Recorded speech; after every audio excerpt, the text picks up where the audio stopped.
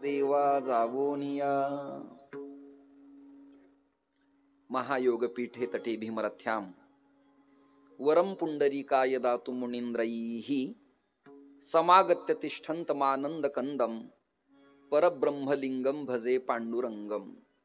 रामाय रामभद्राय रामचंद्राय वेधसे रघुनाथाय नाथाय सीताया पतये नमः। आर्यधर्मोद्धारकाय संसारतमनाशिने श्रीमत् शंकराचार्याय ज्ञानसूर्याय ते नमः। सद्गुरुं सच्चिदानंदं केवलं करुणाकरं ज्ञानयोगेश्वरं वंदे ज्ञानदैवं पुनः पुनः। आदिनारायणपदं धातारं चात्रिसत्पदं दत्तं जनार्दनं चैव एकनाथं नतोऽस्म्यहं। तुका तुकावा परब्रह्मरूपी तुकिता तुका पावला सस्वरूपी। तुका स्वामी हे नाम वाचेसी गाता बहुसा निळा पावला वरमहाता। सकल संतांच्या चरणावरती आणि देवतांच्या चरणावरती माझा माथा अत्यंत विनम्रतेनं नतमस्तक करत आध्यात्मिक सांस्कृतिक राजकीय ऐतिहासिक वैदिक आणि पुरोगामित्वाचा वसा आणि वारसा लाभलेलं हे पारनेर नावाचं अत्यंत देखणं नगर गाव शहर। इथे प्रभू रामचंद्राचं मंदिर, इथे कालभैरवाचं स्थान, इथे भगवान सिद्धेश्वराचं पवित्र उमापतीचं मंदिर। या गावाला परमार्थाचा वसा हा पूर्वापारच आहे। पिंपळनेर नावाचं तीर्थक्षेत्र आपल्या जवळच आहे। विरोळीचा पिंपळेश्वर आपल्या जवळच आहे।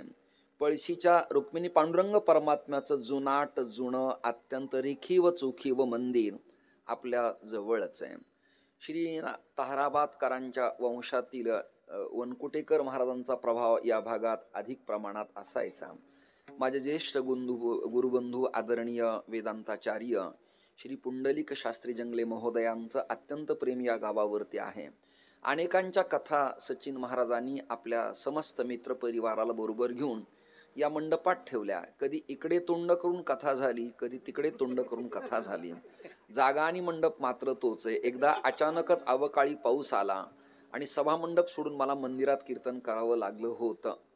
असो, वेळ आपल्याला खूपच कमी आहे। आज या दोघांनी जी आरंभाला चाल गायली ना, ती जाम चाबूकच अप्रतिम चाल गायली तुम्ही, एकदम सुंदर नंबर एकच। म्हणजे मला तुम्हा दोघांना आलिंगन देताना कंठ गदगद होत होता, पण कीर्तनाची काही मर्यादा आहे म्हणून मी खाली उतरलो नाही। अतिशय सुंदर तुम्ही उत्तम तऱ्हेचं गायलंय। मी तर सचिन महाराजाला असं म्हणेल, कीर्तन कोणाचेही ठेवा, पण माझं जर कीर्तन असेल तर भैया संवादिनीला हे दोन पोरं पखावजाला आणि हे गायला कंप्लेट करा। उगी गाबाळे लोक बोलून मंडपात गर्दी करण्यापेक्षा चार जाणकार असावेत त्याप्रमाणे तुम्ही अतिशय उत्तम अफलातून गायलंय।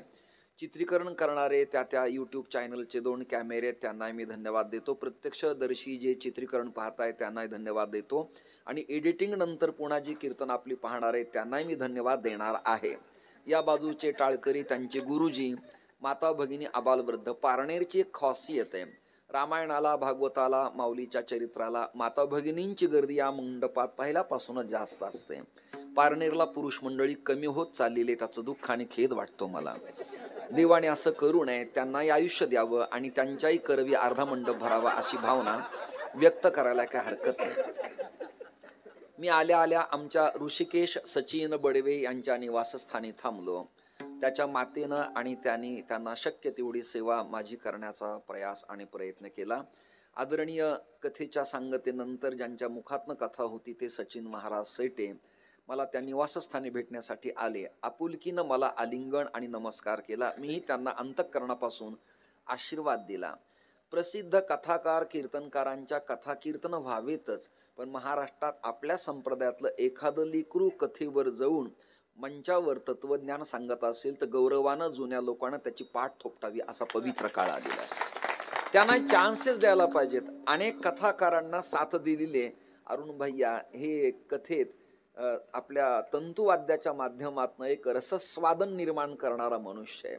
येवलेकरांचा तबला अतिशय शार्प आहे, म्हणजे तो जर आज आत्ता इथे असता तर काळीला टीपला मी तो लावायला तुम्हाला लावला असता, पण 3चा काळ आता गेलाय। सगळे स्वर सगळे प्रमाण मला काळी 3ला म्हणता येत नाहीत, मात्र मी उखळीकर दादांनी, श्री जगताप महाराजांनी बीड जिल्ह्यातले, त्याच्या महादेव महाराज जगताप, श्री इंगळे महाराज, मी आणि राऊत बुवांनी काळी 3ला कीर्तन केली आहेत. नंतर आम्ही पांढरी 3ला आलो, मग पुन्हा काळी 2ला आलो, नंतर पांढरी 2ला आलो आणि आता पुन्हा काळी 1ला. काळी 1 नंतर पुन्हा वर जाणं चांगलं नसतं. मी पूर्वी गेल्या 2 वर्षापूर्वी पखावज वादकाला म्हणायचो पांढरी 2ला स्वर लावा. त्यांनी मला अडचण सांगितली लावायला. मी तानपुऱ्यावरती पांढरी 2ला स्वर लावतो, पण पेटी वादकाला पांढरी 2ला अडचण येते. परंतु त्याच्यात सेटअप बॉक्स जर असला म्हणजे संवादिनीचा, तर त्याला ती पेटी जुळवता येते. बऱ्याच लोकांना जुळवणं हा प्रकार राजकारणात परमार्थात जमत नाही आणि तारुण्यात प्रेमही जुळवणं त्यांना जमत नाही. निदान शेवटी स्वर जुळला तरी पुष्कळ झालं असं मला म्हणायचंय. तर मग ते मला विचारतात पांढरी 2 का? मी त्यांना प्रसाद महाराज अत्यंत नजाकतीनं सांगत असतो, माझी पांढरी झाल्यामुळं पांढरी 2 सांगितला, बाकी काही नाही. हे आहेत लोक, पण जरा जेव्हा खुलतील, प्रसन्न होतील, तेव्हा मला बरं वाटेल. मी 2 तास बिफोर लवकर आलो. आल्यानंतर सचिन महाराजांना आणि ऋषिकेश बडव्यांना मी प्रार्थना अशी केली की मला श्री ॲडव्होकेट गुणेश विष्णू महाराज, पूर्णवादी संस्थानाचे मठाधिपती पारनेरकर महाराज यांना भेटण्याची इच्छा मनापासून आहे.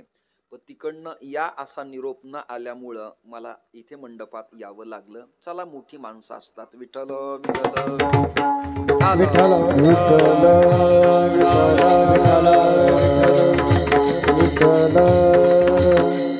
काम असं होतं, मी देवभक्त कथामृत नावाचा एक ग्रंथ लिहिलाय. प्रकरण ग्रंथ मी 5 लिहिली आहेत आणि येणाऱ्या नाथषष्ठीला पैठणला त्या ग्रंथाचं प्रकाशन पैठणच्याच फडावर मी नाथवंशजांच्या साक्षीनं करणार आहे. त्यामुळं यांचेही 4 अक्षर आशीर्वादपर आपल्या ग्रंथाला असावेत या भावनेपोटी मी त्यांना काही विप्रांच्या करवी फोन केला होता. असो, पुढील विषय मी कंटिन्यू करतो. कारले महाराज तुम्हालाही धन्यवाद. आदरणीय प्रसाद महाराज, नरसिंह देवस्थान दादास्वामी या मठ परंपरेचे उत्तराधिकारी आणि पैठण फडाचे पाईक आणि उपासक, त्यांनाही धन्यवाद देतो. तुमच्या दोघांच्या पखावज वादनाला माझा सलाम आहे. खूप शार्प वाजवलं, म्हणजे मला येतं ते वाजवणं नाही, प्रसंगाला लागतं ते पेश करणं महत्वाचं असतं आणि तुम्ही ते वाजवलं. तुम्हाला आमच्या शास्त्रींची शिस्तीची शिकवणूक असल्यामुळं विनाकारण नको तिथे थाप आणि नको तिथे मुखडा तुम्ही न वाजवता साथीचं वाजवलंय. तुम्हाला मी धन्यवाद दोघांनाही देतो आणि माझ्या निवडलेल्या अभंगाकडे ओळतो. मला बारीक अक्षर काही या भ्रमणध्वनीतले दिसत नाहीत, त्यामुळं तुम्हीच मला प्रमाण सांगत राहा, त्याप्रमाणे मी चिंतन करील. वेळ कमी, 7 चरणाचा अभंग आहे आणि आजचा अभंग शांती ब्रह्मसंत एकनाथ महाराजांचा आहे. आणि कीर्तनकाराला भावपराग, आवाज वाढू नका, कीर्तनकाराला भावपरागही कळला पाहिजे की कुठल्या उत्सवात कोणत्या विषयावरती वक्त्यानं कीर्तन करावं. त्याला न्याय वेद वेदांत उपासना येत असली तरी देशकाल परत्वे त्या प्रसंगाला काय अपेक्षित आहे तेवढंच बोलावं. कालभैरवाष्टमी नावाचा पवित्र पर्वी काळ आहे आणि त्याच्यात त्यांनी रामजन्म चिंतन सांगायला सुरुवात केली तर ती फायदेशीर ठरणार नाही. गणेश जयंतीला हनुमान जन्माची कथा सांगायला लागला तर ती परवडेबल ठरणार नाही. कृष्णाष्टमीला दत्त जयंती सांगायला लागला तर ते चांगलं प्रकरण अजिबातच नाही. युवती आणि युवकानं आईवडिलांच्या आशीर्वादानं उत्तम लग्न पार पाडलं आणि त्याच्या फलशोभन विधीला कीर्तनकाराचं प्रासादिक कीर्तन ठेवल्यावर त्याने अभंग निवडावा. जोडून या धन उत्तम व्यवहारे उदास विचारे विचकरी किंबहुना आजी संसार सुफळ झाला गे माये देखील पाये विठोबाचे. किंवा तिसरा अभंग आहे, अवघाची संसार सुखाचा करीन किंवा आसोनी संसारी जिव्हे वेगू करी. कीर्तनकार प्रसिद्ध होते पण समयाचं अवधान नव्हतं, त्याने अभंग निवडला, जाळोनी संसार बैसलो अंगणी. समय सूचकता नसेल तर मोठा गोंधळ होतो. सगळ्या महाराष्ट्रातल्या विद्वानाला माहिती मला फार काही ज्ञान अजिबात नाही, फार कळलं नाही आणि येणाऱ्या काळात काही कळल असंही मला पर्सनल वैयक्तिक वाटत नाही. मात्र एक कळलंय की अपेक्षित स्वर किती आहे, त्याच्या ट्रेनिंगला किती गायलं पाहिजे, मंद्रमध्य सप्तकात कसा प्रवास केला पाहिजे, अनावट राग गायला पाहिजे का, मंगलाचरणाला कोणत्या स्वरांचा साज असला पाहिजे, बर, सायं संध्येला कीर्तन आहे तर राग कुठला असला पाहिजे? पट्टदीप सारखा एखादा असला पाहिजे, नंद नावाचा राग असला पाहिजे, असे राग असले पाहिजेत. आणि पट्टदीप नाही गाता आला तर त्याचा पर्यायी राग आहे भीमपलास, तोही कदाचित आला तर अतिउत्तम होतो.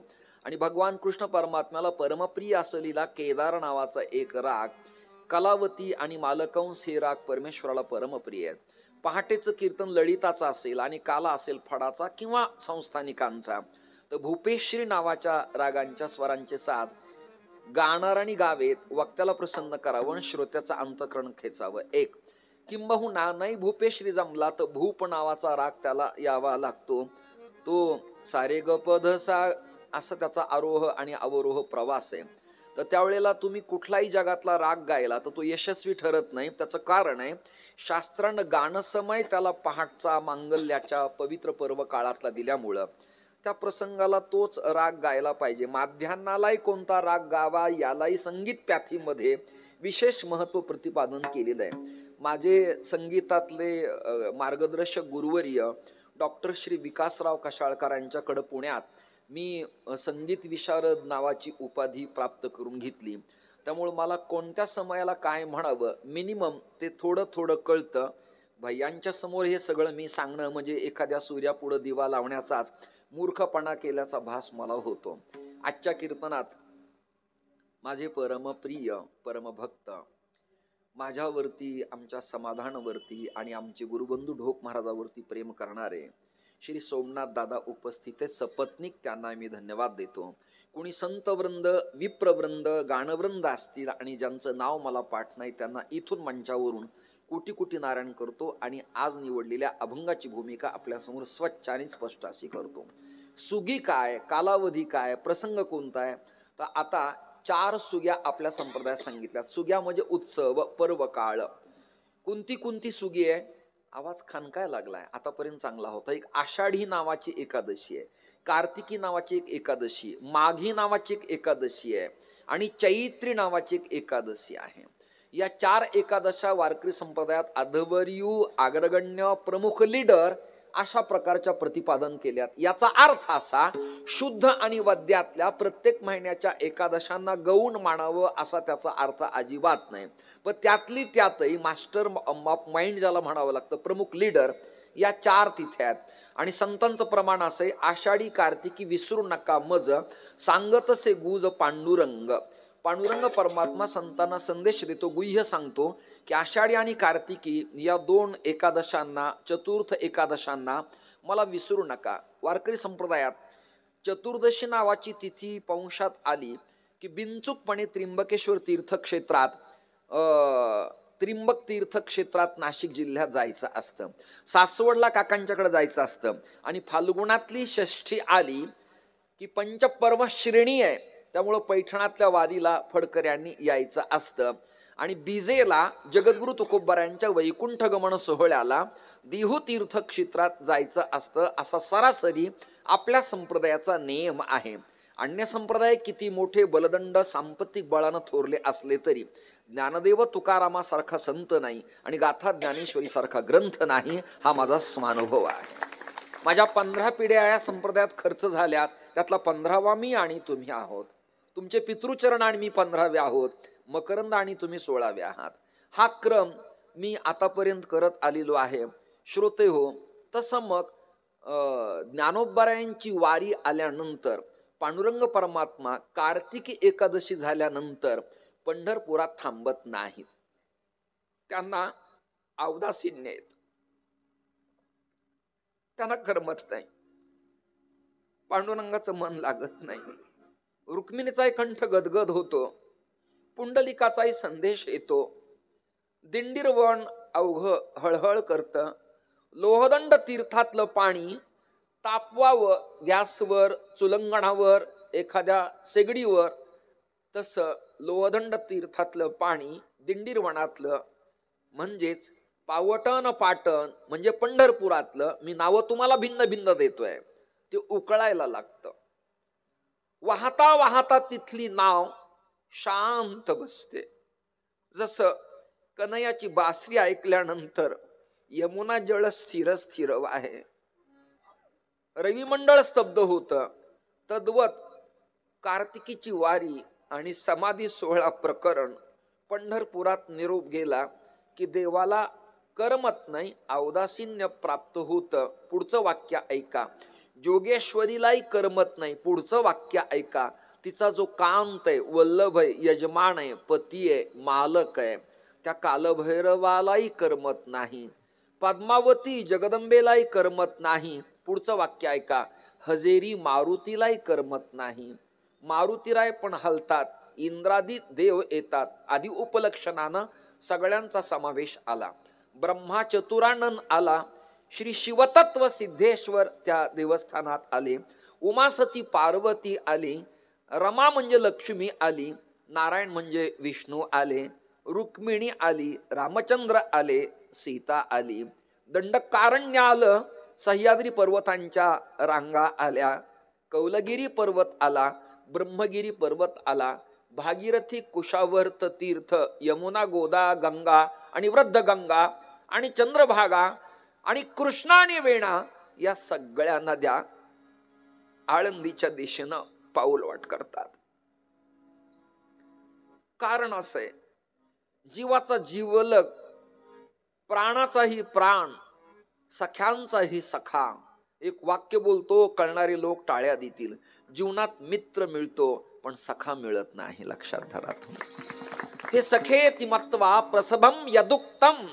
सखा नावाचं प्रकरण एक स्वतंत्र अशा प्रकारचं आहे. जणाबाईच्या वाणीला बहर आला आणि गंगाखेडातून, मराठवाड्यातून, गोदेच्या काठातून नामदेवरायांची कृपांकित असलेली जणाबाई आपल्या अभंगातून उद्घोषणा करायला लागली. सखा माझ्या ज्ञानेश्वरा, विवेक सागरा, विवेक सागरा, विवेक सागरा, सखा माझ्या ज्ञानेश्वरा, सखा माझ्या ज्ञानेश्वरा, सखा माझ्या ज्ञानेश्वरा, सखा माझ्या ज्ञानेश्वरा. विवेक सागरा, विवेक सागरा, सखा माझ्या ज्ञानेश्वरा, सखा माझ्या ज्ञानेश्वरा, सखा माझ्या ज्ञानेश्वरा, सखा माझ्या ज्ञानेश्वरा.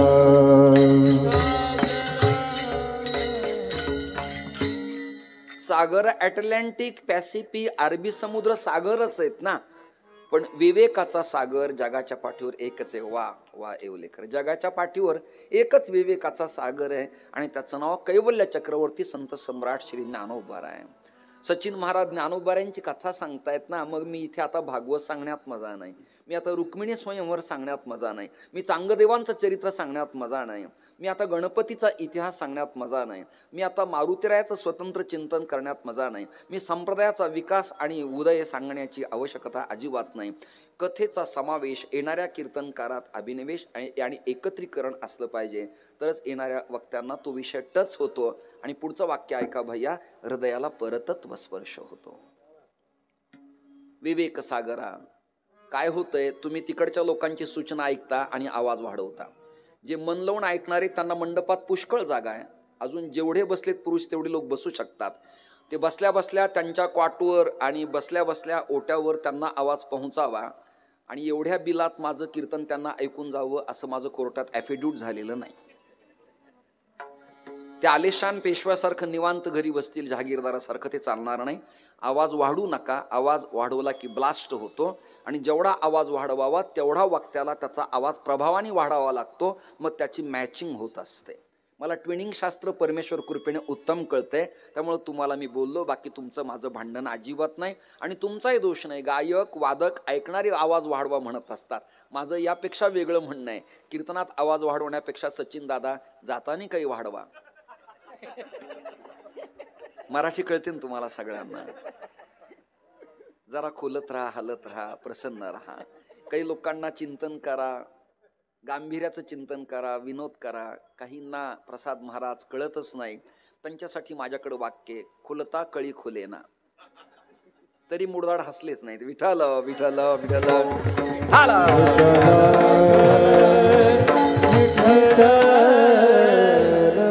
शेतात अधिक प्रमाणात पाणी झाल्यानंतर शेतीत पीक येत नसतं, तसं अधिक सप्ताह बुवा लोकांचे ऐकले की यांच्यावर परिणाम फार होत नसतो. त्यामुळे कधीतरी नाविन्याचं एखादं ऐकायला मिळालं तर माणसाला वाह क्या बात आहे, अप्रतिम आहे, अफलात आहे असं वाटायला लागतं. आणि ते म्हणण्यासाठी कुवत, दानत आणि मनाची प्रसन्नता लागते की काय गायलं यार तुम्ही. हे म्हणायला मनाचं मोठे पण लागतं. बुवा जळगावाला चालत नाही,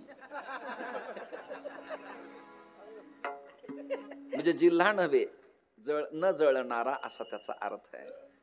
सखा ही नातं स्वतंत्र आहे, म्हणून सखा माझ्या ज्ञानेश्वरा माऊलीला ज्ञानोबरायला सखा म्हणतात. सखा सगळं मिळतं. एक लक्षात धरा, पेंद्या, वडजा, वाकडा, मधुमंगल, श्रीश्यामा, तनसुखा, मनसुखा हे सगळे परमात्म्याचे सवंगडी होतेच, पण या सगळ्यात एकच सखा होता. श्रीमद भागवताचा प्रसंग आहे, अतिशय सुंदर आहे. श्री कृष्ण सखा कश्चित ब्राह्मणो ब्रह्मवित्तमा रे. श्रीकृष्ण सखा कश्चित ब्राह्मणो ब्रह्मवित्तमा. हा सखा आहे. सखा नातं जुळत नसतं. जगाच्या पाठीवर एकच संत आहेत, त्यांना सखा म्हणावं लागतं. शांतीब्रह्म एकनाथ महाराजांना स्वप्न दृष्टांत झाला. आजीला उठवलं, आजोबांना उठवलं. गोदावरीचा काठ आहे, काळकभिन्न पाणी आहे, रातकिडे ओरडतात. भली पहाट, भली म्हणजे फार मोठी पहाट, काळी कभिन्न. श्वापद गोदेच्या काठावरती शालिवाहन नगरात जुना शब्द आहे, पैठण या गावात श्वापद फिरत होते. आणि नाथांचा जो जहागीरदार संपन्न वाडा आहे गोसाव्यांचा, तो जरा उंच टेकडीवरती आहे. अन्नदैवत खाली आहेत. पाणी तिथपर्यंत येऊन गोदावरीचं आलिंगन देत असायचं. पण नाथांची देवपूजा, नाथांचा कुलधर्म कुलाचार आणि नाथांचं सर्वसामावेशक परमार्थाचं चिंतन, सर्व धर्म कुळ गोत्र वर्ण प्रांत समाजाला आलिंगन देण्याचा भाव नाथरायांचा पवित्र उदात्त व्यापक चिरस्थिर अखंड अशा प्रकारचा होता. भली पहाट झाली आणि स्वप्न पडलं की ज्ञानोबरायाच्या कंठाला समाधीत आळंदीमध्ये मुळी लागलेली आहे. मुळ्यांचे प्रकार दोन आहेत, एक तंतू मुळे आणि एक सोट मूळ आहे. सोटमूळ म्हणजे मोठ्या प्रमाणातला आणि तंतू म्हणजे सूक्ष्माती सूक्ष्म. जर मूळ खडकांना भेदत तर एखाद्या शरीराला वेटोळा घालायला त्या मुळांना काय लागतं कल्पना करा. कित्येक बोर वट आणि पिंपळाच्या जारव्यामुळं म्हणजे तंतू मुळामुळं बंद पडतात, मोटर चोकअप होते, पाणी येत नाही. कित्येक पाईप चोकअप होतात का, तंतूमुळं त्यात शिरतात. ओले मुळ भीदी खडकाचे अंग. विठ्ठल विठ्ठल विठ्ठल विठ्ठल विठ्ठल विठ्ठल. अभ्यासासी सांग कार्य सिद्धी, अभ्यासाशी सांग कार्य सिद्धी, अभ्यासाशी सांग कार्य सिद्धी. ओले मुळ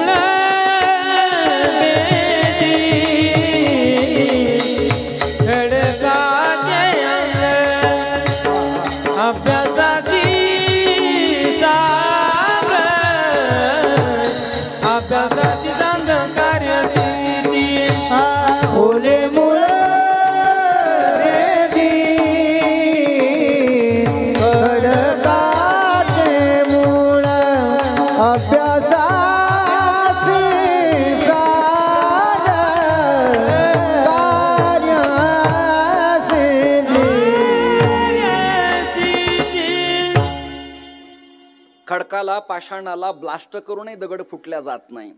त्याला त्या घोट्यानं फोडावं लागत होतं. 72च्या काळात गरीब लोक खडी फोडत असायचे आणि त्या सुकडीवरती पाणी टाकून गोळाचा खडा टाकून जगत असायचे. त्याचा मी स्वतः अनुभवी एक सदस्य आहे. माझे वडील त्या काळात शासकीय स्कीममध्ये मुकादम होते, त्यामुळे ती सुकडी आम्हाला कमी अधिक प्रमाणात मिळायची. शिजवायची, पाणी टाकायचं, खायला गोड लागायची. आत्ताची बासुंदी आणि आत्ताचा रवा सुद्धा त्याची बरोबरी करू शकत नाही. त्याच्यात प्रेम वात्सल्याचा भाव होता. दारिद्र्य होतं पण मनाचं मोठेपण असायचं, लक्षात द्या. आज ते समाप्त झालंय. खडकांना फोडून फुटत नाही, पाथरवाटाला दगड काढता येत नाही, परंतु अभ्यासाची कार्यसिद्धी असल्यावर तंतुसोट मुळं सुद्धा खडकात शिरतात आणि आपली सत्ता स्थापन करतात. वाक्य नीट ऐका. म्हणजे कार्यसिद्धी अभ्यासाची असेल तर कुठल्याही प्रकरणात आपला अभ्यास स्टडी असेल तर आपली मुळं तिथे घालता येतात. माझा स्वतःचा अनुभव आहे. मी पंडित वाचस्पती नाही, पण प्रयत्नवादाच्या लवचिकपणानं प्रत्येक जिल्ह्यातल्या सदस्याच्या अंतःकरणात प्रेमवात्सल्याचे माझे तंतू समाविष्ट आहेत, लक्षात घाला तुम्ही. नवीन जेवढे महाराष्ट्रात ते कीर्तनकार पोरा आणि पुरी आहेत ते मला आदराने बाबा म्हणतात. त्याचं कारण आहे, मी कोणाची निंदा केली नाही, कोणाची टीका केली नाही. तो माझाच आहे, हा माझाच आहे, ती पोर माझीच आहे. या भावनेपुटी जर भैया आपण जीवन जगलो तर आयुष्यात काही कमी पडत नाही. दोघंही तुम्ही या प्रकरणाचे साक्षी आहात. श्रद्धे ढोक बाबांच्याकडे वंडलीला माझी भागवत कथा झाली. निरोप समारंभाला ढोक महाराज रडत होते. ती क्लिप एवढी व्हायरल झाली, लाखो लोकांच्या पर्यंत ती पोहोचली. विठ्ठल विठ्ठल. आता आमच्या समाधानच्या तारखा मिळत नाहीत, पण मला पाहिलं की बाबा संपलं. काय लागतं आपल्याला? प्रसाद महाराजांना कमी काळात मी काय दिलं, पण आदराने सगळे लेकर मला बाबा केव्हा येणार आहेत हा रिस्पेक्टिव्ह भाव देतात. तुमच्या घरी आल्यावर तुम्ही पाण्याने पाय धुवायला हा भाग स्वतंत्र आहे असं ढाळतात. ही सगळ्यात मोठी पूजा आहे, लक्षात घ्या. वेळ मला कमी आहे, कार्यसिद्धी अभ्यासाची असेल तर प्रवेश कुठेही करता येतो. आता कीर्तनात काही असं ठरलेलं नसतं की हा राग गायचा आहे, तो ख्याल गायचा आहे, ही त्याची जाती आहे, हा अभंग आहे.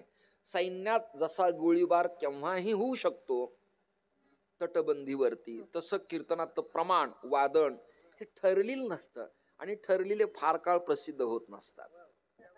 नाही कळलं तुम्हाला? ते प्रेझेंटेशन करण्यासाठी आतलाच अंतरंग बाहेर समाविष्ट व्हावा लागतो. त्याला फार काही चिकित्सा लागत नाही.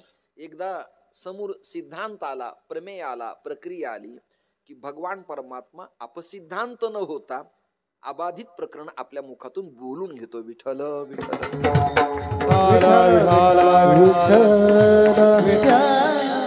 स्वप्न पडलं भाल्या पहाटे खडखडून नाथ महाराज उठले, गंगेचं स्नान केलं. त्या काळात कडाक्याची थंडी, कार्तिकाचा महिना जरा डोळ्यासमोर आणा. दिवाळीला एकेकाळी उठवत नव्हतं, आपल्या सगळ्यांना उठवत नव्हतं. आईने उठायचं, उठ बाळा आंघोळ कर, उठ उठ. तरी आपण नाही, आई थोडं पडू दे मग करेल. असं कळत कळत सूर्य उदय व्हायचा आणि नरकासूर आपल्यावर आक्रमण करायचा.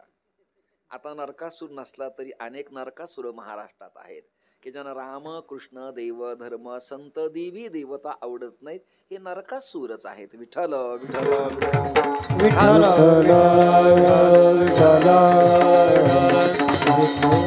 भागवतामध्ये आघासूर आला. एक्झॅक्टली आघासूर म्हणजे काय? आघ म्हणजे पाप, पापकृत्य करणारा असुर, त्याचं नाव आघासूर. बाकी काय? तृणावर्त, वॅटमिन तृणावर्त. तृण म्हणजे गवत, आवर्त म्हणजे एकत्रित करणे.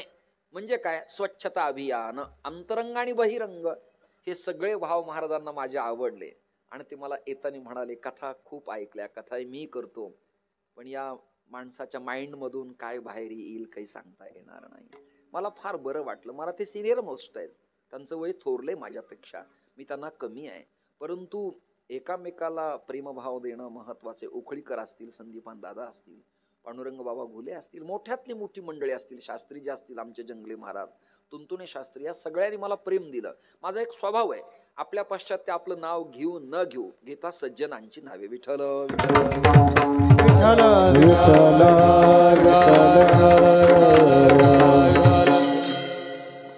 अंगावरती पंचा टाकला, पळी भांड घेतलं. ब्राह्मणाने वैष्णवानी रिक्त हातानं कुठे चलू नये असा नियम आहे. मग काय असावं? आपल्या हातात चंदनाची डबी असावी, बुक्का तरी असावा, वैदिकाच्या हातात पळी भांड असावं, काही नसलं तर छोट फुलपात्र जवळ असावं. देवाच्या दर्शनाला जाताना रिक्त जाऊ नये. रिक्त पाणी रणपसेत राजानाम देवता गुरो. राजा, संत आणि दिविज यांचं रिकाम्या हस्तानी दर्शन घेऊ नये. ब्राह्मणाने तृप्त असावं, पण देणाराने तृप्त असल्यामुळं त्याला कमीच 5 रुपये भरावेत असा त्याचा अर्थ नाही.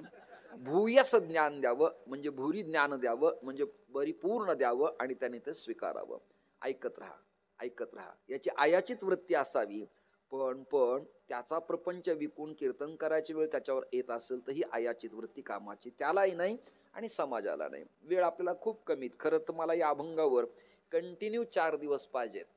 विश्रांतीचे स्थान संतांचे माहेर कंटिन्यू म्हणजे नॉनस्टॉप, अगदी पूर्वजांच्या पासून ते ज्ञानोबरायांच्या समाधी प्रकरणापर्यंत सगळ्या लीला आणि कथानक प्रतिपादन करता येतात. चतुशतकाचा चित सूर्य, तुकोबाऱ्यांचं चरित्र आणि कैवल्याचा पुतळा ही प्रकरण मी 7-7 दिवस कंटिन्यू सांगितली. यावर्षी मात्र आळंदीला मी एकही कीर्तन घेतलं नाही, कारण स्पीकरचा गोंगाट, कर्कश आवाज, पखवाजाचा ब्लास्ट होणारा आवाज, यात्री करू ऐकतात, टेस्ट घेतात, पटलत उभा राहतात, बोटासहित बसतात, नाही तर निघून जातात. कशासाठी कीर्तन करायचे? एकही कीर्तन स्वीकारलं नाही. मला तीव्र शांततेची सवय, आणि ती सोलीव शांतता नसेल आणि मंडपाच्या मागे जनसेट किंवा जनरेटर वाजलं तर मग तर माझी वास्तुशांती झालीच समजायची. मला शांततेची सवय. माझा गुणदोष तुमच्या समोर मांडून दिला मी. नाथ महाराज रिक्त जाऊ नये या करिता त्यांनी काय केलंय, एक सुपारी घेतलेली आहे, त्याला पोगी फल म्हणतात. सुपारी घेतलेली आहे, ती पण पांढरी नाही, जुनी गावराणी सुपारी घेतलेली आहे, आपल्या उपरण्यात बांधली. आणि नाथ महाराजांनी आपल्या पूर्वासुरींना अभिवादन करून, दत्तात्रय जनार्दनाला अभिवादन करून, श्रीखंडाला अभिवादन करून, विजय पांडुरंगांना अभिवादन करून, नाथ महाराज शालिवाहन नगर म्हणजे पैठण प्रतिष्ठान दक्षिण काशी ते आळंदी दरकोस दर मुक्काम करत करत निघाल्यानंतर चास तीर्थ क्षेत्रातले नगर जिल्ह्यातले दादास्वामी उपाख्य नरहरी महाराज, अमृतनाथ मठाचे पूर्वासुरी आचार्य श्रीधर स्वामी महाराज, माझ्या वंशातले दंडवत स्वामी महाराज विरक्त माधव, गावबा महाराज काउंसानकर आणि एकनाथ महाराजांचे सुपुत्र हरिपंडित महाराज, या सगळ्या जणांनी नाथरायाला विचारलं, आज प्रवास कोणत्या दिशेने जरा कळलं तर आमच्यावर उपकार होतील. नाथ महाराजांच्या मुखातून शब्द द्रवला, अरे प्रपंचात सासूरवाशिनी स्त्रीचं आई वडिलाचं गाव जसं माहेर असतं तसं वारकऱ्यांचं माहेर पंढरपूर आहे आणि अभ्यासक संतांचं माहेर आळंदी असल्यामुळं मी काय करणार आहे, विश्रांतीचे स्थान संतांचे माहेर, विश्रांतीचे स्थान संतांचे माहेर, विश्रांतीचे स्थान संतांचे माहेर, विश्रांतीचे स्थान संतांचे माहेर, विश्रांतीचे स्थान संतांचे माहेर, विश्रांतीचे स्थान संतांचे माहेर, विश्रांतीचे स्थान संतांचे माहेर, विश्रांतीचे स्थान संतांचे माहेर, या भूमीवर अलंकापूर ते, या भूमीवर ते, या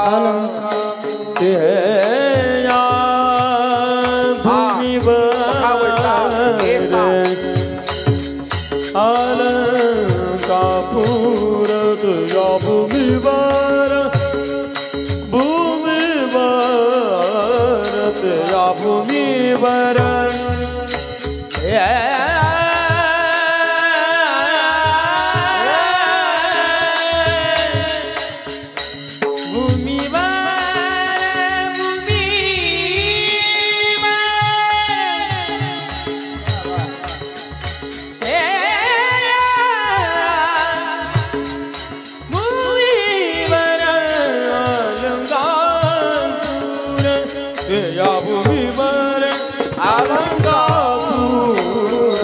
स्थळी माझ्या जीविता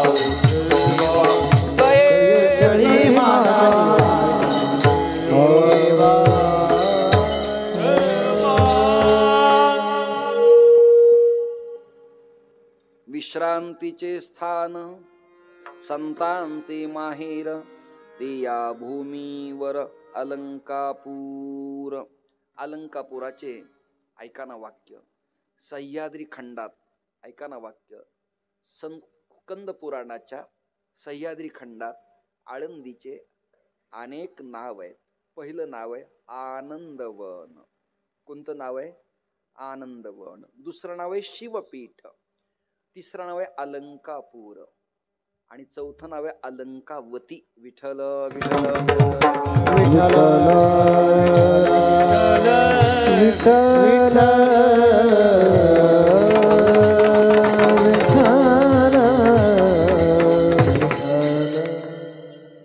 समर्थांच्या दासबोधात काही ओव्यात त्या आपल्या कानावरती घालतो. आपल्या बुवा लोकांना हे प्रकरण चालत नाही. त्यांना कविता गाणे पोवाडे चालतात, पण हे सहन होत नाही.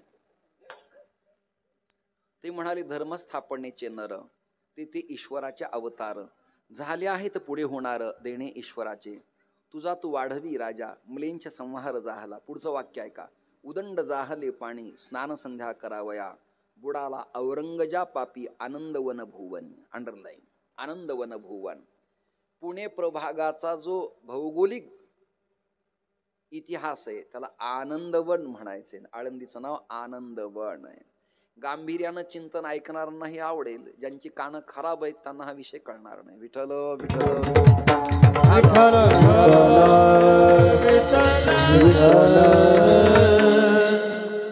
ते लेकरू कोणाचे ते घ्या. अनाथ असेल तर मला द्या.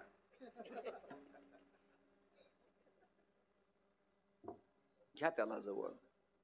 अशा घरातल्या सगळ्या लेकरांना कंटाळून मी संन्यास घेतला आणि तेच जर माझ्या पुढे आलं तर मला पुन्हा मृत्यूशिवाय दुसरा पर्याय शिल्लक नाही.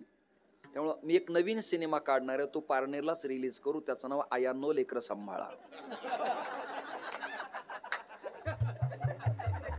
आणि कदाचित सेन्सर बोर्ड त्याला मान्यता दिली. विठ्ठल विठ्ठल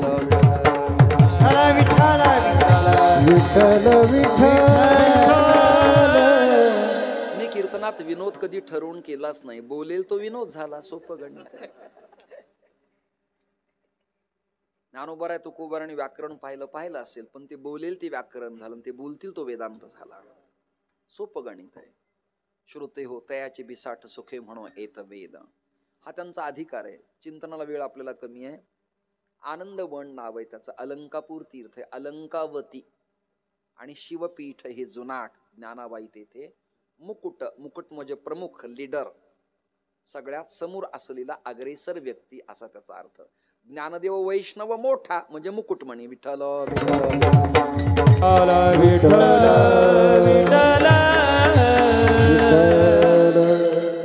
कदाचित तुम्हाला विषय हृदयाला घर करील. तुम्ही सगळेच आळंदीला राहिलेले आहेत किंवा काही राहिले नसतील की जातील. पुढचं वाक्य ऐका. आम्ही आळंदीला जात असताना सगळेजण आमच्या सगळ्यांच्याच घरी 18 विश्वदारिद्र्य होतं. वाक्य नीट ऐका. आम्ही या शब्दात कॉमन महाराष्ट्रातले सगळे बुवा आले. आमच्याकडे काही नव्हतं. अंगावरचं वस्त्र, एक वही, एक पिशवी, हंतरून टाकायला एक चटई आणि अंगावर ओढायला एक कपडा, माधुकरीचं ताट, भाजीला कढीचा डबा, ग्रंथ व्याकरणाची वही ठेवायला एक पेटी, ज्ञानेश्वरीला गाथ्याला व्यासपीठ आणि एक लेखणी. तिथं गेल्यावर पाळीची माधुकरी प्राप्त झाली. 4 घरी मधुकरी भिक्षा मागावी लागली आणि मधुकरी भिक्षा मागत मागत 4 वर्ष कंप्लीट झाल्यावर चातुर्मास श्रवण केला पंढरपुरात. आणि अक्षर न लिहिणारी अक्षरशत्रू, घरात संस्कार नसलेली, गाई गुरांना सांभाळणारी, वंचित दीन दुबळे अपंग समाजापासून बाजूला ठेवलेली, गावात किंमत नसलेली असे लेकरं सर्व धर्मातली आळंदीला गेली आणि त्यांना आपल्या आईनं माऊलीनं लेकी लेक आले म्हणून कुशीत घेतलं आणि आपलं पांघरून त्या लेकरांच्या अंगावर टाकलं. आज महाराष्ट्रातले बुवा लोक, कुणी रामायणाचार्य झाला, कुणी भागवतातला प्रवक्ता झाला, कुणी वेदांताचा आचार्य झाला, कुणी वाचस्पती झाला, कुणी नैयायिक झाला, कुणी मीमांसक झाला, कुणी अद्वैत वेदांतातला अस्खलित बृहत प्रस्थानत्रयाचा जाणकार झाला. ही कृपा कोणाची आहे? त्या माहेरातली आहे. माहेरातली लेकीला सासूरवाडीत काही पण मिळू द्या, पण कंटाळलेली लेक जाई नगे माये भेटे न माहेरा आपुलिया. सासूरवासिनीचं सुखाचं स्थान जसं माहेर आहे तसं या संसारूपी जगतातल्या प्रपंचाच्या सासराला कंटाळलेली जीव नावाची स्त्री हुंदका फोडते, बॅग पिशवी टाकते आणि माऊलीच्या समाधीला आलिंगन देते. कारण संतांचे माहीर कुठे ते या भूमीवर अलंकापूर. तये स्थळी माझ्या जीवीचा ओठेवा, तये स्थळी माझ्या जीवीचा ओठेवा, तये स्थळी माझा जीविता ओठेवा, तये स्थळी माझा जीविता ओठेवा, तये स्थळी माझ्या जीवीचा ओठेवा, तये स्थळी माझ्या जीविता ठेवा. नवीन ज्ञान देवा जावोनी या, नवीन ज्ञान देवा, नवीन ज्ञान देवा, नवीन नवीन नवीन ज्ञान देवा. हा वा म्हणा ना, काय म्हणा, चांगलं म्हणताय तुम्ही. जय जयवंती आहे. नवीन ज्ञान देवा देवा, नवीन ज्ञान देवा,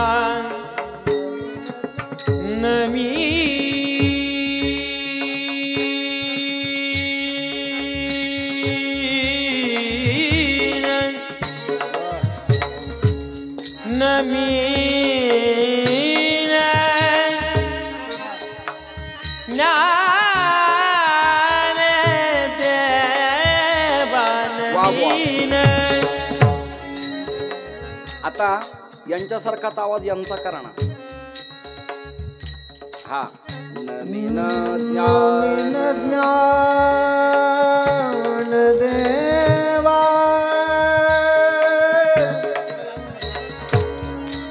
नवीन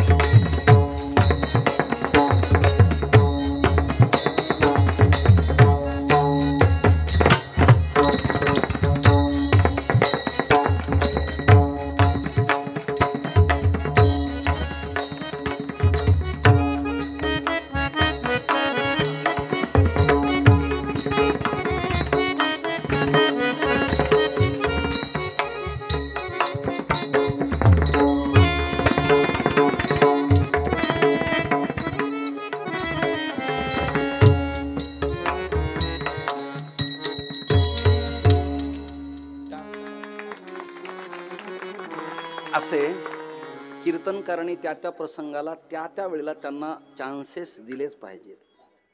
पखावज वादकाला वाढवा म्हटलो की नाही मी, त्या प्रसंगाला सोलोला. पेटीचा सोलो करायचा आहे आप्पा जळगावकरांच्या सारखा, त्यांना वाढवा म्हणलो की नाही मी. ज्या प्रसंगाला जे लागतं ते त्याच प्रसंगाला. खीर आणि कढी देवाच्या नैवेद्याला नाही, पितरालाच. ज्यांना यातलं कळतं ते, जे पाणी नेत नाही त्यांना काय कळणार हा विषय. भरीत संकष्टी चतुर्थीला नसतं कांद्याचं, भरीत चंपा षष्टीलाच असतं. एरवी मी कांदा खात नाही, कांदा खाणाराची मी टीका करतो, पण कांदा न खाताय कांदा कांदा म्हणल्यामुळं कांदा खाल्ल्याच पुण्य मला लागतं. नाही कळलं का? हा वांदा होतो. त्यामुळे तुम्ही खूप सगळेजण चांगले गातायत. त्या त्या प्रसंगाला रेकॉर्डिंगला कसं अपेक्षित असतं त्याप्रमाणे तुमच्याकडनं मी करून घेतलंय. तुम्ही तिघांनी पण मला हे त्रयमूर्ती खूप आवडलात. मी आवाज कमी करा हा हेतू असा आहे की तुमचे गाताना एक ना एक अक्षर स्वच्छ कानावरती पडतात आणि त्यातले हरकती आणि बारकावे कानावरती येतात. असे कुसरी म्हणजे कळा नाही, कुसरी म्हणजे बारकवा आणि कला म्हणजे मोठेपण. धा ही झाली कला, पण धीरकीट ही झाली कुसरी. त्यातला बारकावा आहे की नाही. त्यामुळे तुम्ही चांगलं गायलंय. मी काय करीन तै ठाई माझ्या जीवीचा ओठेवा किंवा जीवाचा ओठेवा. मी काय करील तिथे नमीन ज्ञान देवा जावोनिया. आता नमन का करावं याची मीमांसा पाहताना मला फारच वेळ लागेल, तरी 2-3 प्रयत्नवाद तुमच्यासमोर युक्तिवादाप्रमाणे वकिलासारखे करून पाहतो आणि तुमच्या या श्रवण करणाऱ्या न्यायालयासमोर मांडायचा मी प्रयास आणि प्रयत्न करतो. युक्तिवाद आहे. नमन का करावं, नवीन ज्ञान देवा. कारण काय? हा काही जातीयतेचा तडा आहे काय? हे काही राजकारण आहे काय? हे काही पक्ष विघटन किंवा संघटन आहे काय? हा काही संप्रदायाचा भेद आहे काय? कशासाठी? दत्तात्रय जनार्दन परंपरेतले एकनाथ महाराज, आदिनाथ गुरु परंपरेतले ज्ञानोबाराय, मग ते एकामेकाला नमन अभिवादन करतात तरी का? त्याचं कारण आहे महाराष्ट्रातल्या संस्कृतीचं हे वैभव आहे. लक्षात घाला तुम्ही. वैभव आहे. वयाचा विषय नाही इथं, ज्ञानाचा विषय आहे, त्याच्या अनुभवाचा विषय आहे, त्याच्या गुरुपरंपरेचा विषय आहे. एक नमी नका वाक्यरचना ऐका आणि मग आपण विठोबा रुक्माई घेऊन उर्वरित अभंगाचा भाव मांडूया कमी वेळेत. श्रोते हो नीट ऐका. नमन करण्याचं कारण असे, बालवयात गुरुकृपा संपादन करून 13व्या-12व्या शतकात द्वैती अद्वैती रेकॉर्डिंग करणाऱ्या सज्जनांनो, द्वैती अद्वैती केवळ अद्वैती अशा विद्वत सिद्धांताच्या सभेत सगळ्यांना एकत्र आणण्याची किमया ज्ञानोबाराय खिरीज अन्य संतात कुणात दिसत नसल्यामुळे नवीन ज्ञान देवा. एक चौकट. ज्यांना कळते ती माना हलवतात, जे बिचारे निवांत आहेत त्यांना यापेक्षा मराठी मला सांगता येत नाही. याच्यासाठी स्वतंत्र महाराष्ट्रात कीर्तनकार आहेत, त्यांना तुम्ही ऐका. नवीन ज्ञान देवा. वेद उपनिषद श्रुती स्मृती न्याय मीमांसेची भाषा एका विप्रकुळातल्या विद्वानाखेरीज अन्यांना कळत नव्हती. अन्यांना कळू नये असं नाही, पण त्या काळात कळत नव्हती. मग मी काय करील? ब्रह्मविद्येचा सुकाळ करील मी काय करील? या ऐकणारांचं जे कोरडभाऊ क्षेत्र आहे, जिरायत आहे, म्हणजे शेती 70 एकर आहे पण पाण्याचा अभाव आहे, त्यामुळे पीक घेता येत नाही आणि उत्पन्न होत नाही. अशा बहुजन कुळ गोत्राच्या जीवांचं तत्वज्ञानापासून वंचित असलेलं कोरड क्षेत्र मी माझ्या तत्वज्ञानाच्या पाण्यानं ओलिता खाली आणील. 18 दरवाजे वर करील. गीतेचे किती आहेत? ज्ञानेश्वरी किती आहेत? 18 दरवाजे वर करील आणि पाठारावरचं क्षेत मी तत्वज्ञानानं ओलिता खाली आलीन. तिथं ज्ञान विवेक वैराग्याच्या फुलाफालाचा बहर करून टाकेल. हा संकल्प यापूर्वी कुणाला करता आला नाही, म्हणून नवीन ज्ञानदेवा जाऊन या. अगम्य अगोचर अनंत अमाप लीला आहेत. विज्ञानालाही सिद्ध होत नाही. विज्ञानाला ब्लूटूथच्या माध्यमातून कोणाला सप्लाय द्यावा लागतो, म्हणजे मोबाईल मधनं साऊंड मध्ये येतं, मोबाईल मधनं टीव्हीच्या बॉक्स मध्ये आपल्याला दिसतं, काहीतरी माध्यम आहे त्याला अदृश्य रूपाचं. पण ज्ञानोबारायांच्या डोक्याला स्पर्श केल्यानंतर यपश्यती सपश्यती चक्षुंश पश्यती अग्निमेळे पुरोहितै ज्ञानदेव म्हणे बोले रघुवेद आणि ओंकार हा शब्द प्रणवाचा स्पर्श केला आणि पैठणात अरेडा वेदांच्या रुचा बोलायला लागला. वेदमंत्रांच्या रुचा बोलणं अवघड आहे, त्याला स्वरित आहेत, त्याला दात्त, उदात्त, अनुदात्त आणि प्रचुर स्वर आहेत. त्यातला स्वर जर हलला, गांधर्व महाविद्यालयात परीक्षा देताना आवर करताना स्वर अनावट आला तर परीक्षक म्हणतो बुवा चांगलं गायलंय, थांबा तुम्ही बाजूला, याचा अर्थ आपण नापास आहात. मला आलेला अनुभव सांगतो तुम्हाला. बुवा छान गायलंय, बसा तुम्ही निवांत, समजावं बुवा छान गायलंय हा आशीर्वाद नसून आपल्याला मिळालेला लाल सेरा आहे. पण ते वाईट बोलत नाहीत, वा छान गायलंय बुवा, बसा. हा पण तुमच्याकडनं काय झालं, लोचणी का लोचणी हा प्रॉब्लेम झाल्यामुळं आपण चांगलं गायलंय, बसा. नाही कळलं तुम्हाला? कीर्तन का कीर्तन हे तुम्हाला छान गायलंय पण बसा, अशी पुण्यातली पद्धती. मग ती गांधर्व महाविद्यालयाची असेल किंवा भारतीय पुणे प्रसारक मंडळाची मिरजेची असेल. मी तुम्हाला कळण्यासाठी सांगतोय, सगळ्यांनाच कीर्तन कळावं असं नाही. यातल्या अभ्यासक काही 5, 50, 25 स्त्रिया पुरुषांना कळलं तरी माझ्या प्रवासाचा सीन गेल्याचा आनंद मला वाटेल. विठ्ठल विठ्ठल विठ्ठल विठ्ठल विठ्ठल.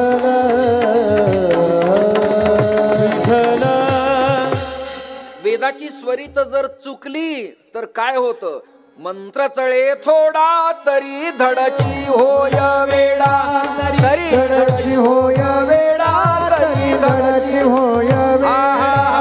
मंत्र होय थोडा तरी धडची होय वेडा, तरी धडची होय वेडा, तरी धडची होय वेडा. मंत्र चळे थोडा,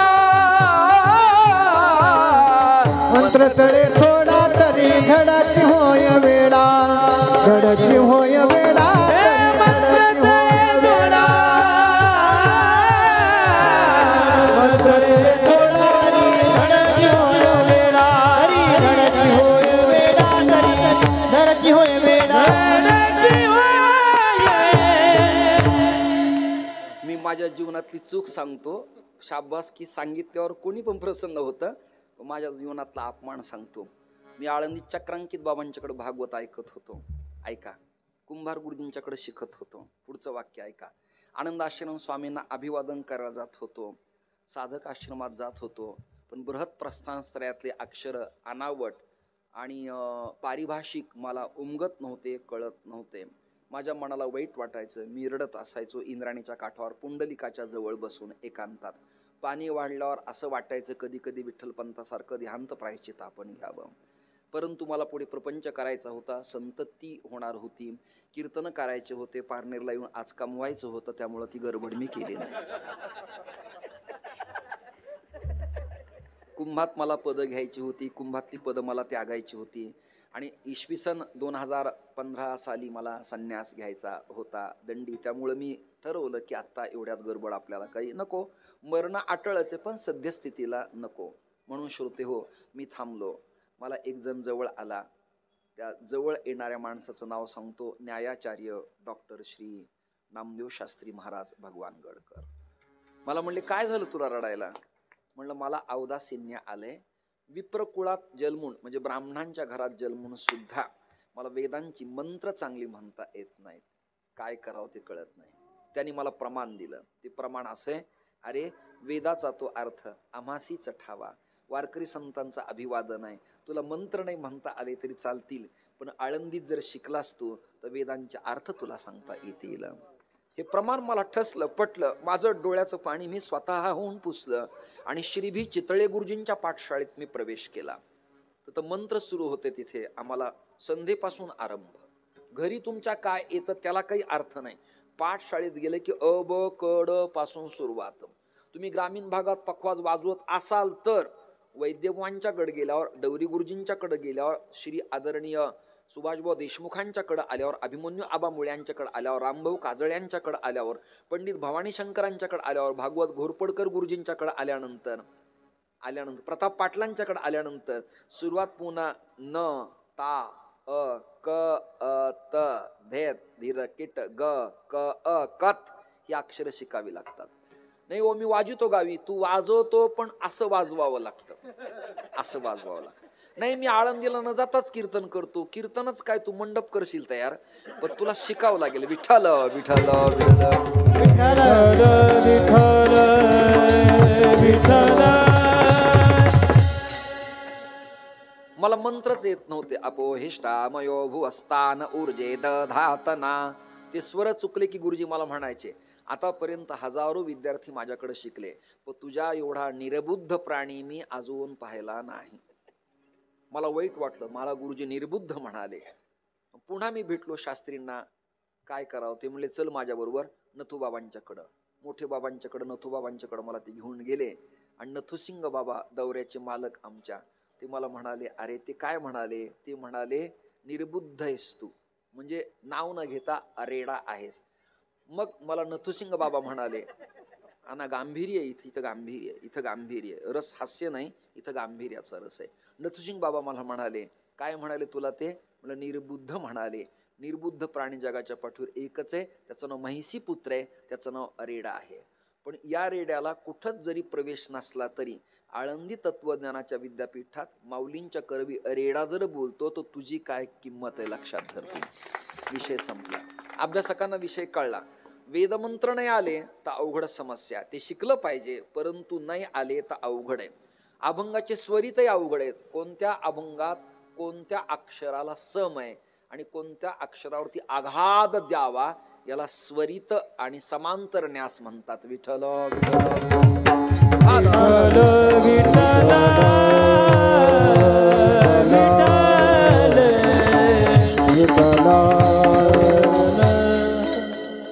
आपली मंत्र चुकतात तर रेडा वेदमंत्र म्हणतो, अशी घटना जगाच्या पाठीवर अन्यत्र कुठे झाली नाही.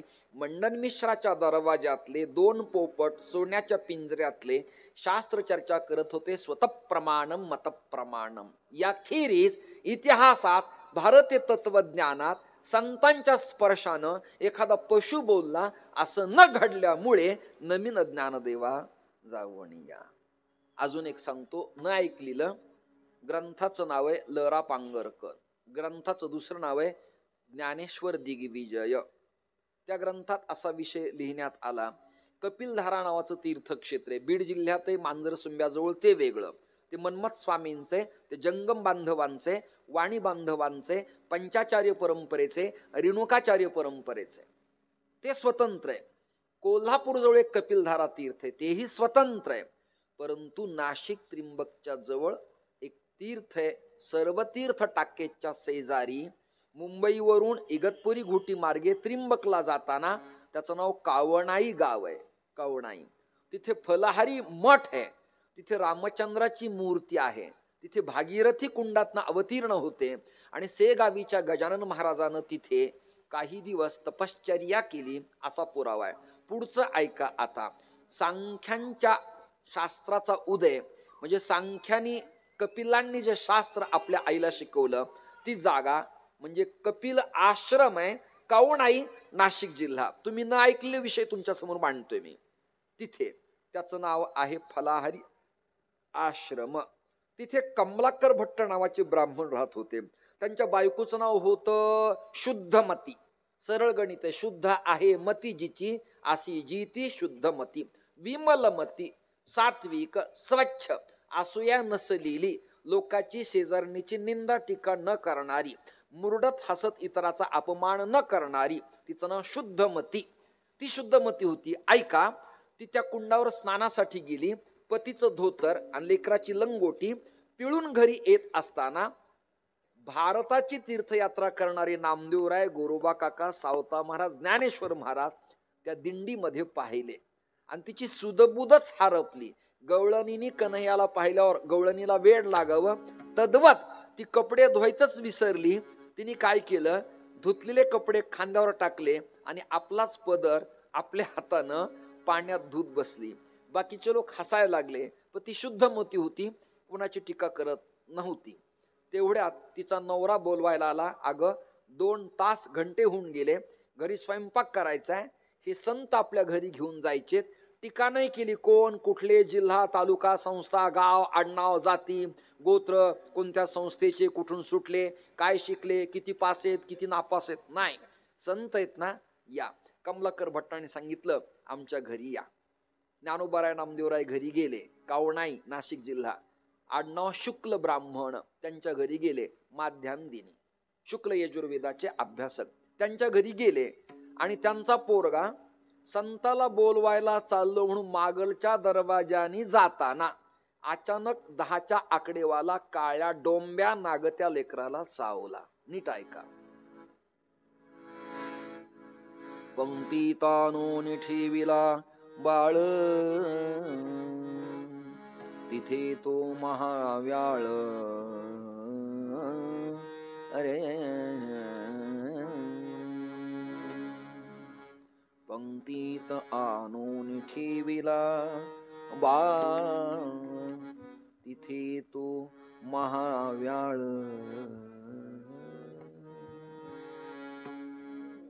संतांच्या पंगती बसल्या आणि बाळ आणून ठेवलं. माऊलीने विचारलं, आई साहेब हे बाळ कोणाचं? आमचंच. काय नाव? गोपाळ. मग त्याला उठवा ना. नाही म्हणली, निवांत पडलंय. वाक्य नीट ऐका बर का. लिकरू गेलंय पोटचं. पण संत घरी आल्यावर रडायचं नाही. का? डोळ्यात पाणी दिसलं तर मादुकरी घेणारे संत परत जातील. हेही गेलं आणि तेही गेलं. डोळ्याला पदर लावला. काय नाव? गोपाळ. नामदेवराय म्हणाले, गोपाळाला जीव घातल्याशिवाय नाम्या जेवत नाही. पंढरपुरातला माझा नियम आहे.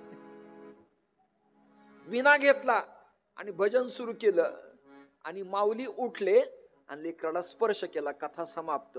मेलील कमलाकर भट्ट शुद्धमती शुक्ल ब्राह्मणाचं लेकरू जिवंत झालं. विज्ञानात, उपकरणात, सायंटिस्ट विचारात, PCB ग्रुपमध्ये, मेडिसिन तत्वज्ञानात, कोणत्याही काउन्सिलमध्ये मेलीलं जिवंत करता येत नाही. हे माऊलीने केल्यामुळे नमीन ज्ञानदेवा जाऊनिया. तुम्हाला हजारो पुरावे मला नमीन ज्ञानदेवा या प्रकरणावरती देता येतील. गोरोबा काका, चोखोबाराय, सावता महाराज हे अन्य कुळातले संत जवळ आल्यावर माऊलींनी काका म्हणावं आणि आलिंगन द्यावं. या मोठेपणामुळे नमीन ज्ञानदेवा जागोनिया. आई वडिलांनी देहांत प्रायश्चित्त स्वीकारलं. सोपान काका चितकला ब्रह्ममुक्ती आणि परिवारावरती आईचं प्रेम माऊलीने दिल्यामुळे त्या थोरल्या आईला नमीन ज्ञानदेवा जाऊन या. पुढचं चरण म्हणा. सिद्धेश्वर स्थान दरुशने मुक्ती. ईश्वर स्थान दरुशने मुक्ती. ईश्वर स्थान दरुशने मुक्ती.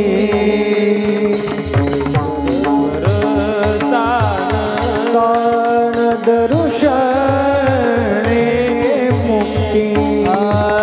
ब्रह्मज्ञान प्राप्ती वटेश्वर.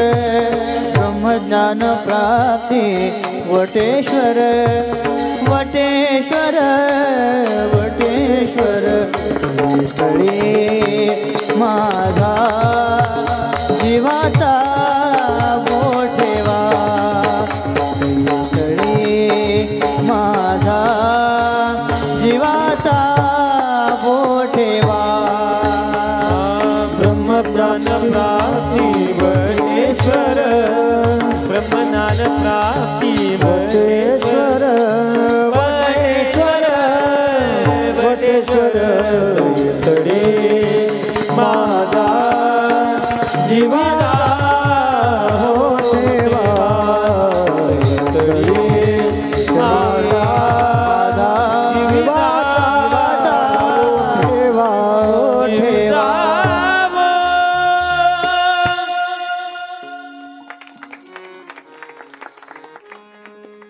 ऐकणारे बिचारे किती उदास आहेत हे टाळ्या वाजवण्यावरच कळलं मला. देवाने तुम्हाला सुखात ठेवावं. जो करील माझ्या कीर्तनातील टाळ्यांची टाळाटाळी या सप्ताहानंतर यमत्यास कवटाळी. ते यमाच्या बापाला सुद्धा भेट नाही तेवढी त्यांची पुढची तयारी असल्यामुळं. चला वा, छान गायलं. अप्रतिम समर्पक चाल. सिद्धेश्वर स्थान. आळंदीला काय दैवताचे नाव सिद्धेश्वर. दैवताचे नाव सिद्धेश्वर. दैवताचे नाव सिद्धेश्वर. दैवताचे नाव सिद्धेश्वर. आळंदी हे गाव पुण्यभूमी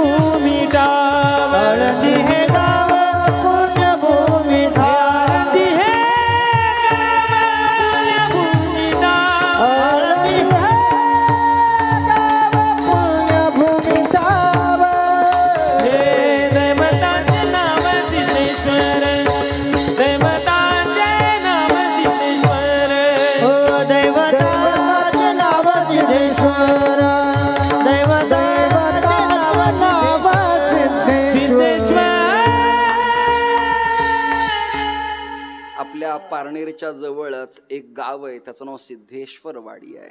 म्हणजे पारनेर सुद्धा इक्वलेंट आळंदी तीर्थक्षेत्राचं लक्षात घाला. दैवताचे नाव सिद्धेश्वर. सिद्ध आहे ईश्वर असा जो तो सिद्धेश्वर. सिद्धेश्वर स्थान आहे. शंकराचे अनंत नाव आहे, त्यातलं सिद्ध ईश्वर एक नाव त्याचे सिद्धेश्वर. सिद्धेश्वर स्थान परिणाम काय? दरुशने मुक्ती, सलोकता, समीपता, सायुज्यता आणि स्वरूपता. तेणे मुक्तिचारी चारी मुक्ती ॲट अ टाइम प्राप्त होतात, म्हणून सिद्धेश्वर स्थान. दरुशने मुक्ती. पण अजून काय घडलं? ब्रह्मज्ञान प्राप्ती वटेश्वरी. यातही दोन चिंतन आहेत बरं का. वेळ माझा संपलाय, 9:15 वाजले जणू. वटेश्वर दोन आहेत बरं का, ऐकणारे जरा सावध राहा. 3 वटेश्वर आहेत सांगतो तुम्हाला मी. एक चांगा वटेश्वर आहे, त्याचा नगर जिल्ह्यात जन्म आहे. त्याचं गाव आहे नारायण डोह, आडनाव त्याचं कुलकर्णी.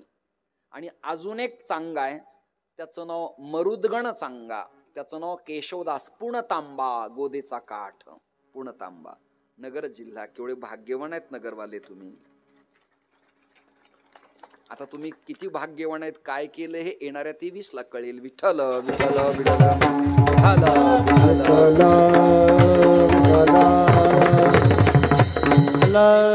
एवढा धार्मिक वसा या प्रभागाला असल्यामुळे धार्मिक कार्यच केलं असावं असा अंदाज वर्तवायला हरकत नाही.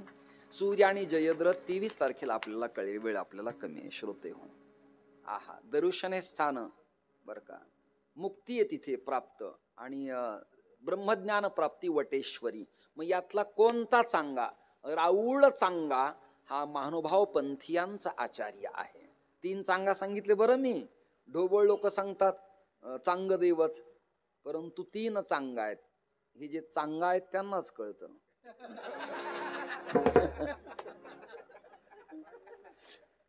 अन्यांना कळणं अवघड आहे. चांग देवाला ब्रह्मज्ञान प्राप्ती म्हणजे काय? 1400 वर्ष तप्त तीरावर वास करणारा कोरा करकरीतच राहिला, म्हणून त्याच्यासाठी 65 ओव्यांचा प्रबंध. ऐका ना, 65 ओव्याचा प्रबंध शिवपीठ नावाच्या विद्यापीठात, शिवपीठ हे जुनाट, शिवपीठ आळंदी या विद्यापीठात सर्च करण्यात आला आणि मग 65 ओव्याची प्रबंधाची PhD बहाल करण्यात आली. ऐका ओवी. स्वस्ती श्री वटेषु जो लपोणी जगदाभासू, दावी मगग्रासू प्रगटला करी. आहा हा हा. अदृश्याला दृश्य करण्याचं सामर्थ्य चित्कला ब्रह्ममुक्ताईच्या कृपेनं, माऊलींच्या कृपेनं 1400 वर्ष कोऱ्या राहिलेल्या चांग्याला कळल्यामुळे ब्रह्मज्ञान प्राप्ती वटेश्वरी. आता ब्रह्मज्ञान प्राप्ती झाल्यामुळे वटेश्वराचं विधान असे, चांग देव म्हणे आजी जन्मा आलो, देव म्हणे आजी जन्मा आलो, देव म्हणे आजी जन्मा आलो, देव म्हणे आजी जन्मा आलो. गुरुपुत्र झालो मुक्ताईचा, गुरुपुत्र झालो मुक्ताईचा, गुरुपुत्र झालो मुक्ताईचा. वडील लेकराचे आत्मगुरु आहेत, पण गुरुमंत्र घेतल्यानंतर लेकराचे मोक्ष गुरु हे वडीलच असतात. ज्याने अनुग्रह घेतला ती माझी लेकरं, मी त्यांचा पिता या नात्याने ते नातं असतं. वेळ आपल्याला कमी श्रोते हो. मला जे ज्ञान मिळालं ती माझी गुरु माता आदिशक्ती मुक्ताईंच्या कृपेनं. ज्ञानोबा आहे तिचे गुरु, ते माझे दादा गुरु आहेत.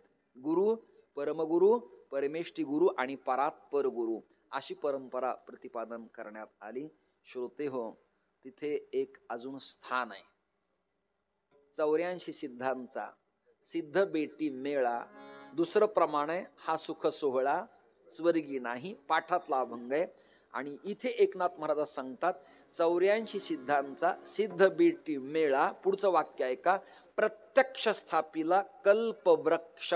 वाटमीन कल्पवृक्ष असा एखाद्या परिवर्तनवादी किंवा पर्यावरणवादी किंवा सायंटिस्ट विचारवंतानं किंवा इतिहास संशोधन करणाऱ्या बुवानं आपल्याला प्रश्न विचारला तर कल्पवृक्ष म्हणजे नेमकं काय? कल्पिलीलं देतो त्याचं नाव कल्पवृक्ष. मग कोणता कल्पवृक्ष आहे? त्याचं नाव सुवर्ण पिंपळ. ज्ञानोबारायाच्या मातेनं विठ्ठलपंतांच्या संन्यास विधीनंतर 1.25 प्रदक्षिणा त्या पिंपळाला केल्या. जयाची द्वारी सोन्याचा पिंपळ. आता इथं पाठातला श्लोक तुमच्या माझ्या असा आहे, विठ्ठल विठ्ठल विठ्ठल मूलतो ब्रह्मरूपाय मध्यतो विष्णुरूपिणे अग्रत शिवरूपाय अश्वत्थाय नमो नमः किंवा वृक्षराजाय ते नमः. पिंपळात 3 देवता आहेत, ब्रह्मा विष्णू आणि महेश.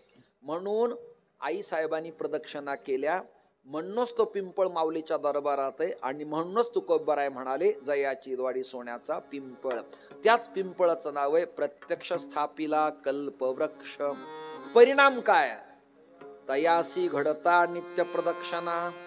म्हणजे फक्त शिवपुराणात प्रदीप मिश्रा पिंपळाला प्रदक्षिणा मारा सांगतात असं नाही, तर एकनाथ महाराज सुद्धा म्हणाले प्रत्यक्ष स्थापिला कल्पवृक्ष तयासी घडता नित्य प्रदक्षिणा. परिणाम पार नाही पुण्या वास स्वर्गी. अमृतमय वाहे पुढे इंद्रायणी.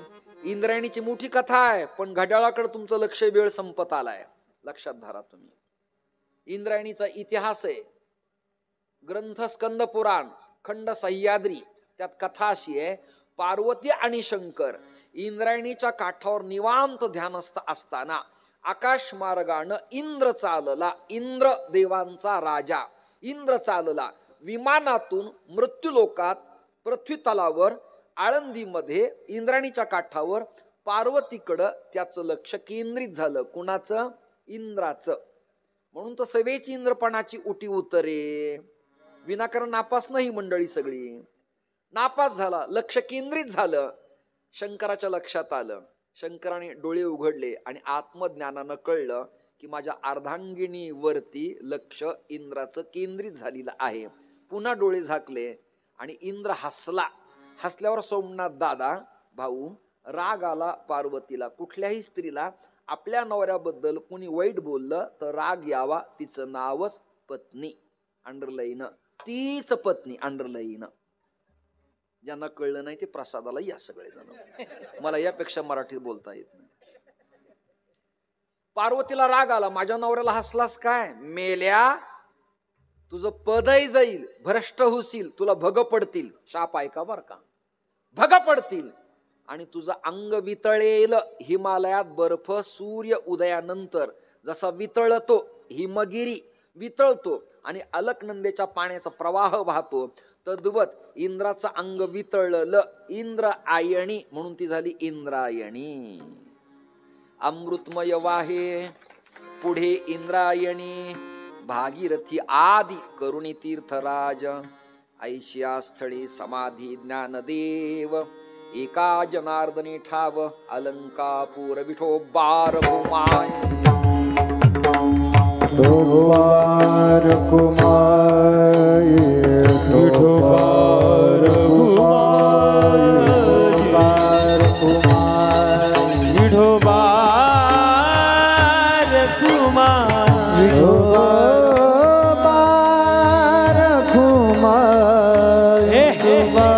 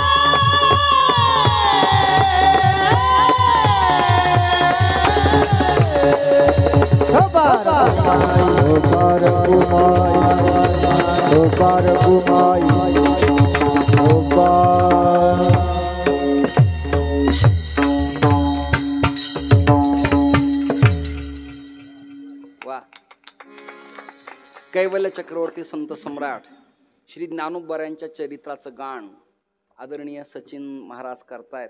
त्याचं एक सूत्र पकडून नाथरायांचा अभंग जणू माऊलींचं चरित्र प्रतिपादन करणार आपल्यासमोर मांडलाय मी.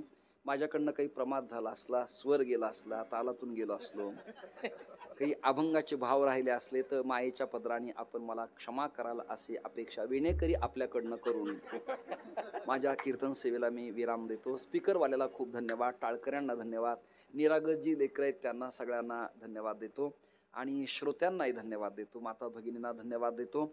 तुम्हाला जीवनात आरोग्य प्राप्त व्हावं आणि संतांच्या विचाराची कास धरत आपलं जीवन कृतकृत्य करा अशी भावना व्यक्त करत माऊली ज्ञानेश्वर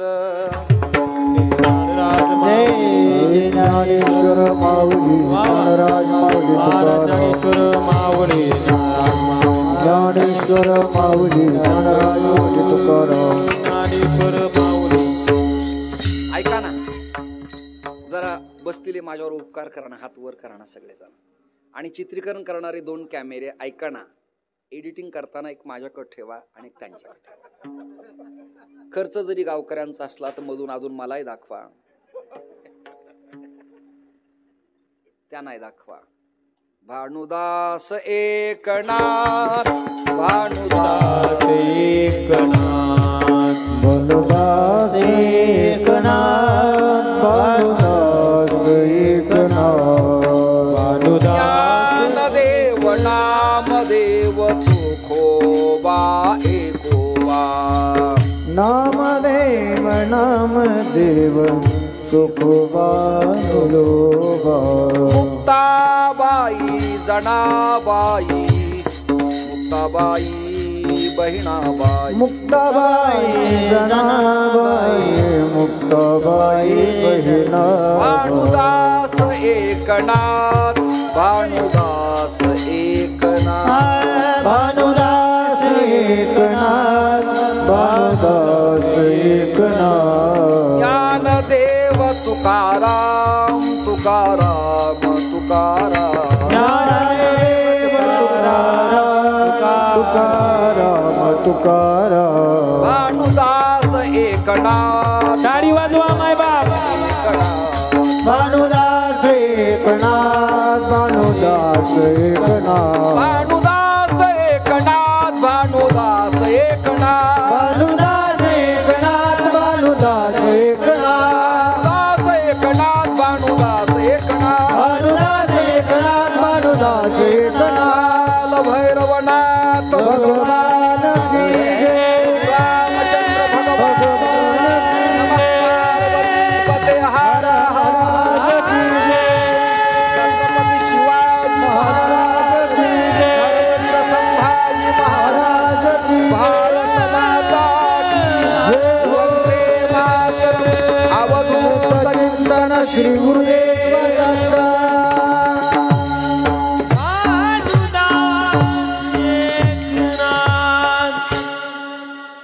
विठ्ठला कोंडतामी झेंडागी वाहते.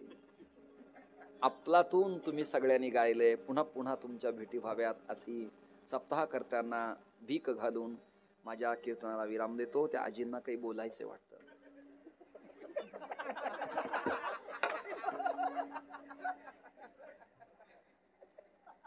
एखादा कॉर्डलेस माईक असेल तर त्यांना द्या, त्यांची भावना आहे. झालेलं कीर्तन झालेलं कीर्तन झालेलं कीर्तन सकल संतांच्या चरणी कालभैरवाच्या चरणी समर्पित. जाता जाता एका वाक्याच्या टाळ्या घेऊन जय विठ्ठल. एकच वाक्य. पारनेर तालुक्यात कालभैरवाच्या पवित्र उत्सवात अमृत आश्रम स्वामीचं कीर्तन का, त्याचं कारण आहे कालभैरवाची सासूरवाडी बीड जिल्ह्यात आंबेजोगाई आहे. तिला असं वाटलं असेल आपल्या माहेरातलं एखादं असावं. सचिन महाराजांना त्यांनी दृष्टांत दिला आणि त्यांनी पूर्तता करत मला बोलवल्यामुळं कालभैरवाला आनंद वाटला असेल. आता येताना जसा कालभैरवाला आनंद वाटला तसं कालभैरवानी यांना जातानाही प्रेरणा द्यावी अशी भावना व्यक्त करत विठ्ठल जय जय विठ्ठल जय जय विठ्ठल बोलिले लेकुरे वेडे वाकुडे उत्तरे करा क्षमा अपराध महाराज तुम्ही नाही उच्चारिला अधिकार करा क्षमा पराध महाराज तुझी मुका